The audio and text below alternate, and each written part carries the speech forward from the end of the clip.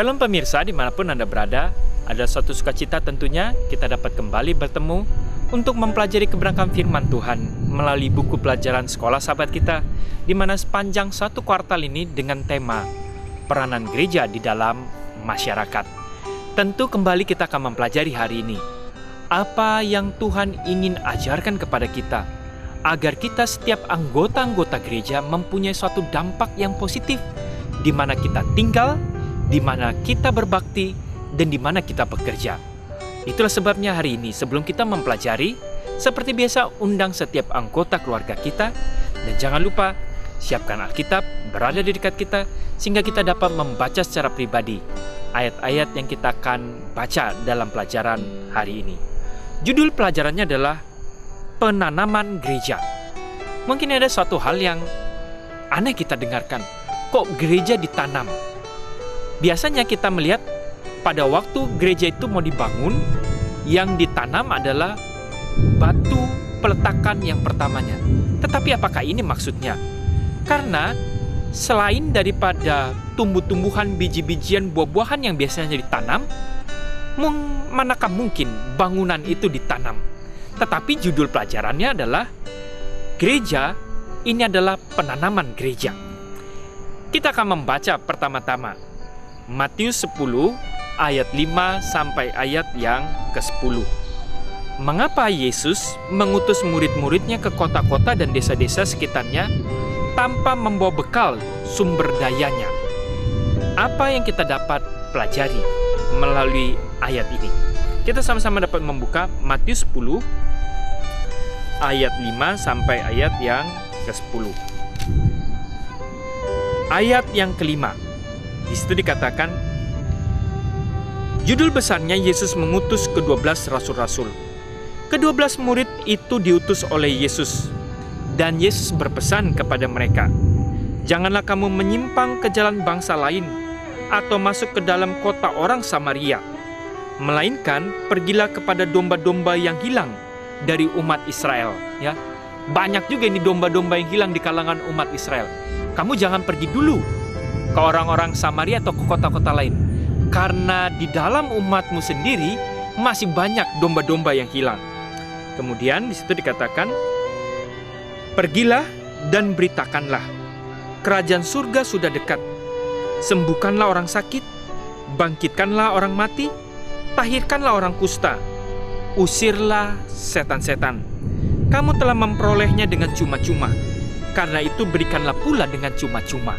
Ya, dibilang kepada murid-muridnya, kamu memperolehnya dengan cuma-cuma, dan oleh sebab itu kasihlah juga berkat itu dengan cuma-cuma. Janganlah kamu membawa emas atau perak atau tembaga atau ikat pinggangmu, ya, karena biasanya uang diletakkan di ikat pinggang. Janganlah kamu membawa bekal dalam perjalanan. Janganlah kamu membawa baju dua helai, kasut atau tongkat, sebab seorang pekerja patut mendapat upahnya. Ini yang dikatakan oleh Kristus sebelum dia utus kepada ke-12 murid, orang-orang terdekatnya dengan dia. Tampaknya mungkin kita berpikir aneh, kok disuruh pergi tanpa membawa bekal yang cukup. Ya, ini adalah suatu hal yang mungkin kita rasa aneh, bahwa murid-murid Yesus mendapat perintah langsung, tentu perintah langsungnya adalah dari Kristus, untuk memasuki daerah pelayanan mereka dengan keterbatasan untuk mempertahankan diri mereka sendiri.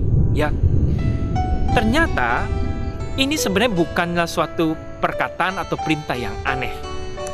Yesus menempatkan para murid-muridnya dalam situasi seperti ini untuk memberikan suatu pelajaran tentunya, agar mereka bergantung sepenuhnya kepada Bapa atau kepada Tuhan. Dan juga pentingnya yang berikutnya, pelajaran yang Kristus mau ajarkan adalah mereka harus menciptakan suatu persahabatan melalui pelayanan kepada penduduk setempat di mana mereka itu berada. Mereka harus berbaur, bersahabat dengan masyarakat yang mereka layani. Kemudian Yesus mengetahui ketika mereka berbaur dengan penduduk setempat itu, penduduk itu akan menghargai pelayanan mereka. Dan akibat mereka menghargai, maka penduduk tersebut akan menyediakan kebutuhan-kebutuhan yang cukup bagi usaha untuk mendukung para murid-murid tersebut. Karena mereka juga mau melakukan hal yang berdampak positif terhadap masyarakat. Dan masyarakat ini akan mencukupi kebutuhan daripada para pelayan-pelayan tersebut. Dalam sebuah kisah nyata, dituliskan juga, di daerah suatu tempat conference, mengutus seorang pendeta bernama Pendeta Frank untuk memulai sebuah gereja di suatu bagian dari satu kota besar yang sebenarnya conference tersebut tidak memiliki suatu finansial yang cukup juga. Dan di kota di mana ditunjuk tersebut, di daerah tersebut belum ada juga umat-umat anggota Advent. Awalnya Pendeta Frank, dia tidak mempunyai dana untuk melakukannya. Dia memeriksa kemudian peta daerah tersebut. Jadi hal yang pertama dia lakukan adalah dia mengambil peta daerah tersebut. Kemudian dia mulai menentukan batas-batas wilayah kota itu. Dan dia akhirnya mempelajari data penduduk masyarakat di daerah tersebut. Lalu kemudian ia mulai bertindak. Ia memarkir mobilnya di tempat yang tersibuk dari lingkungan itu dan mulai pergi dari satu tempat usaha ke tempat usaha lainnya. Yang dia lakukan adalah menanyakan pertanyaan-pertanyaan tentang kehidupan di wilayah tersebut. Kemudian dia mengunjungi juga para pemimpin politik, pengusaha, dan lembaga kemasyarakatan. Kemudian dia bertanya. Hal yang ditanyakan adalah pertanyaan tentang apa kebutuhan terbesar bagi anggota masyarakat di wilayah ini, ya. Kemudian dia lanjutkan. Dia membangun suatu persahabatan dengan beberapa warga setempat dan mulai mengundang untuk bergabung dengan sebuah klub sipil yang ada di wilayah tersebut. Dalam cara seperti itu, dia menemukan pimpinan-pimpinan lainnya yang mulai membuka jalan untuk menyewa pavilion di sebuah gereja Presbyterian di daerah lokal tersebut. Anggota klub sipil menyediakan dana awal untuk membeli cat dan peralatan kebersihan untuk memperbaiki pavilion sehingga dapat digunakan untuk pelayanan masyarakat, ya. Akhirnya mulai terkumpul beberapa orang dan klub sipil itu akhirnya memberikan bantuan yang sederhana, yaitu cat dan alat-alat yang dapat digunakan untuk membersihkan pavilion daripada gereja Presbyterian yang dapat digunakan untuk pelayanan masyarakat tersebut, ya. Mulai terjadinya suatu persahabatan dan mulai saling tolong-menolong dari hal-hal yang kecil dalam sebuah lingkungan tersebut. Kemudian anggota klub sipil itu dia membantu dana untuk membeli cat dan peralatan. Dan setelah mereka mulai membersihkan pavilion yang untuk digunakan tersebut, kemudian Pendeta Frank mulai mewawancarai dengan tokoh masyarakat yang menunjukkan bahwa kesehatan ternyata adalah kebutuhan yang paling terpenting yang dirasakan untuk saat dekat ini di wilayah di mana mereka mau melakukan kegiatan masyarakat. Kemudian akhirnya Pastor Frank mengetahui bahwa hal yang pertama harus dilakukan karena sebagai kebutuhan yang utama yang sangat mendesak di wilayah itu adalah kebutuhan pelayanan kesehatan.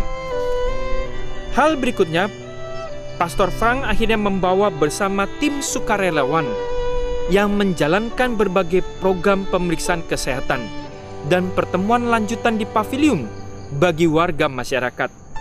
Mereka yang diuntungkan oleh pemeriksaan kesehatan tersebut dan program-program yang lainnya yang diadakan oleh Pastor Frank, mereka mulai membayar biaya seadanya, sebagaimana secara sukarela mereka membayar sebagaimana suatu dampak yang mereka dapat rasakan daripada pelayanan yang positif yang dilakukan oleh Pastor Frank dan sukarelawan yang datang tersebut.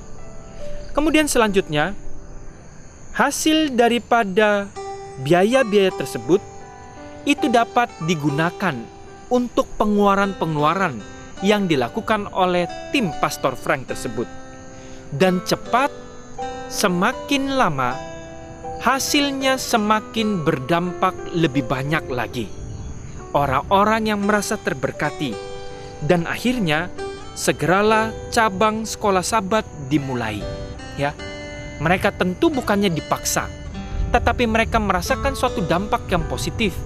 Pertama mereka rasakan adalah hal-hal kesehatan dari pelayanan yang dilakukan oleh Pastor Frank. Dan mereka mulai bersahabat. Dan mereka ingin melihat suatu ada peran yang berbeda. Dan mereka ingin mengetahui mengenai Tuhan yang mereka pelajari. Dan mereka akhirnya mulai belajar berbakti bersama-sama mengenai kebenaran akan firman Tuhan tersebut. Akhirnya sekolah Sabat dimulai. Dan beberapa dari warga mulai hadir setiap Sabatnya secara rutin untuk berbakti bersama-sama. Pendeta Frank segera mengetahui bahwa salah satu cara terbaik untuk mendirikan sebuah gereja adalah menanam gereja. Apa artinya menanam gereja? Menanam pelayanan terlebih dahulu itulah menanam gereja. Jadi dia menanam pelayanan terlebih dahulu yang memenuhi kebutuhan masyarakat, dan kemudian akhirnya mulai berkembang dan jadilah gereja secara bangunan yang dimulai melalui pelayanan hal-hal yang kecil. Pelayanan berbasis masyarakat ini melahirkan sebuah gereja dalam bentuk bangunan. Dan akhirnya saat ini ada 140 anggota yang aktif untuk terus mengembangkan pelayanan di tempat-tempat yang lainnya. Kisah Pendeta Frank menggambarkan apa yang bisa terjadi ketika kita mengikuti apa yang Kristus ajarkan tentang bagaimana menjangkau masyarakat tersebut. Bagaimanakah Yesus menghidupkan pengajarannya sendiri mengenai apa makna daripada pelayanan.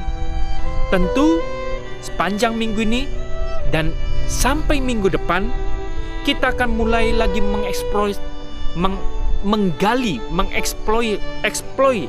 mengeksplorasi metode pelayanan Yesus yang lebih luas lagi, di mana dia akan memberikan pelajaran sejati untuk menjangkau manusia. Dalam buku Roh Nubuat juga, hidup yang terbaik dalam halaman 137, jikalau kita mempunyai bukunya, kita juga dapat menggali lebih dalam lagi bagaimana cara metode Kristus untuk menjangkau sesama manusia dalam buku Hidup yang Terbaik. Ini adalah satu pelajaran-pelajaran yang tentu kita dapat aplikasikan dalam kehidupan kita untuk penanaman gereja. Sebagaimana Kristus mengutus murid-muridnya dalam Matius 10 ayat 5-10, ini adalah suatu metode yang sama yang seharusnya kita praktekkan juga dalam kehidupan kita saat ini. Kita harus mempunyai suatu dampak terhadap masyarakat di sekitar di mana kita berbakti untuk mempunyai suatu fondasi awal di mana bukan hanya batu peletakan yang kita tanam, tetapi sejauh daripada batu secara bangunan, pelayanan yang terlebih dahulu harus kita tanamkan. Apa yang berdampak yang dibutuhkan untuk di mana lingkungan kita berada tersebut.